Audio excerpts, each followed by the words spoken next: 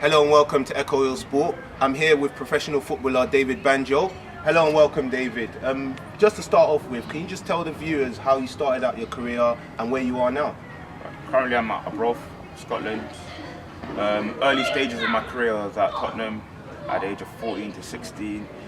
That, for me, was one of the biggest times of my career, which you make or break, because I loved the game so much as a kid, and I did so well, but I used to get a lot of false promises.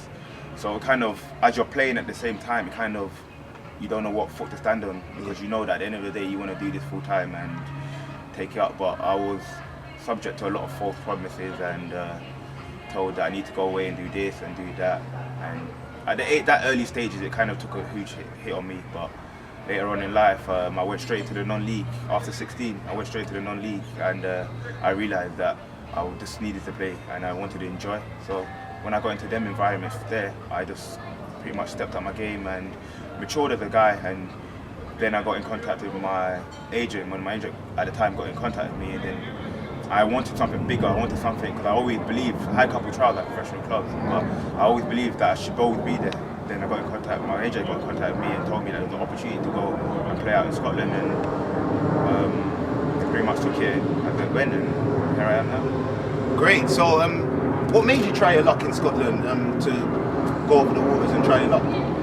As I said, as a youngster, I always believed that I should be playing professional football. I've always believed that I was good enough, and I always had the work rate and the mental attributes going along with the job. So what really made me go out in Scotland is that I found a league straight up my street, because I'm a physical player. I play that way, and I believe that Scotland was the best place to be for me at the time. So when I went over there, they really took me in, and I'm really enjoying it at the time. I'm also coming from a player, just not one of those players. I had a lot of false promises.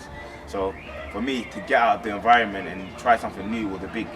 So when I held that opportunity, I jumped on it. Excellent. So with no disrespect to your former club, Ilford Football Club, in the space of a year you've gone from playing at the Cricklewood Stadium to playing Scottish Giants Celtic at Celtic Park. That must have been a phenomenal experience for you. Can you briefly tell us how that was? Yeah, phenomenal day, phenomenal experience for the club as well. For me, it's obviously the highlight of my career so far. So it is a big job, but you're there for a reason. You are a professional footballer. You're there to get a result. You're there to put in the work, so you don't get caught up in all of the stuff. But on paper, it's fantastic, and I know it's a massive job. But I see it as a blessing, and I believe that should always be at that standard. So this is what I tell myself. So I always push on it. Yeah, because for others hearing this, they'll think this is quite a sensational story for a youngster playing, trying their luck, a lot of knockbacks, but in the space of a year, you're playing Scottish Giants Celtic. So what would be your advice to other youngsters trying to make it, and just trying to make it in the football industry, and what they should do?